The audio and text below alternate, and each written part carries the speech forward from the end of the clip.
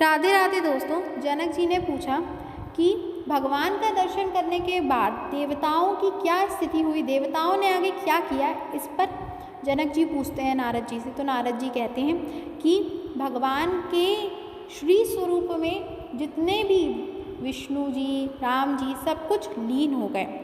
श्वेत द्वीप अधिपति लीन हो गए, लक्ष्मी जी सहित। ऐसे कई कई भगवान के स्वरूप जो हैं वो उनमें जा जाकर लीन हो गए, क्योंकि भगवान श्री कृष्ण ही साक्षात परिपूर्णतम भगवान हैं। फिर देवताओं ने श्री कृष्ण की स्तुति की, श्री कृष्ण से प्रार्थना की। श्री कृष्ण ने कहा कि वो अवतार धारण करेंगे। राधा जी ने अपनी चिंता व्यक्त की। फिर श्री कृष्ण जी ने उनके संग अवतरण लेने के लिए आज्ञा दी और श्री राधिका जी ने वृंदावन, यमुना और गोवर्धन पर्वत को ले जाने के लिए श्री कृष्ण से कहा भूतल पर। श्री ब्रह्मा जी ने पूछा कि हम कौन कौन से रूप में आपके संग पधारेंगे। श्री भगवान ने उन रूपों के बारे में बताया कि वसुदेव कौन होंगे, देवकी कौन होंगी।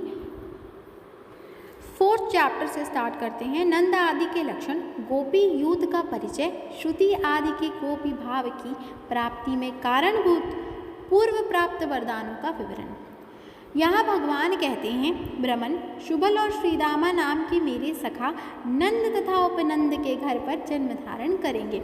इसी प्रकार और भी मेरे सखा हैं जिनके नाम सतोकृष्ण, अर्जुन एवं अंशु आदि हैं। वे सभी 9 नंदों के यहाँ प्रकट होंगे। व्रजमंडल में जो 6 वृषभानु हैं उनके ग्रह में विशाल ऋषभ, तेजस्वी देवप्रस्थ और वरुथप नाम के मेरे सखा अवतीर्ण होंगे। श्री ब्रह्मा जी ने पूछा, देवेश्वर, किसे नंद कहा जाता है और किसे उपनंद तथा वृषभानु के क्या लक्षण हैं। भगवान कहते हैं, जो गौशालाओं में सदा गौओं का पालन करते हैं एवं गौ सेवा ही जिनकी जीविका है, उन्हें मैंने गोपाल संज्ञा दी है। अब तुम उनके लक्षण सुनो।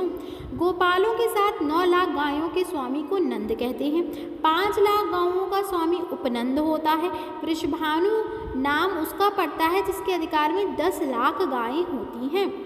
ऐसे ही जिसके यहाँ 1 करोड़ गौओं की रक्षा होती है उसे नंदराज कहते हैं। 50 लाख गौओं के अध्यक्ष को वृषभानुवर कहते हैं। सुचंद्र और द्रोण ये 2 ही व्रज में इस प्रकार के संपूर्ण लक्षणों से संपन्न गोपराज बनेंगे और मेरे दिव्य व्रज में सुंदर वस्त्र धारण करने वाली छच्चंद्र नाना गोप सुंदरियों के 100 यूथ होंगे। श्री ब्रह्मा जी ने कहा, भगवान, आप 3 जनों के बंधु और जगत के कारण, प्रकृति के भी कारण हैं। प्रभु, अब आप मेरे समक्ष यूथ के संपूर्ण लक्षणों का वर्णन कीजिए।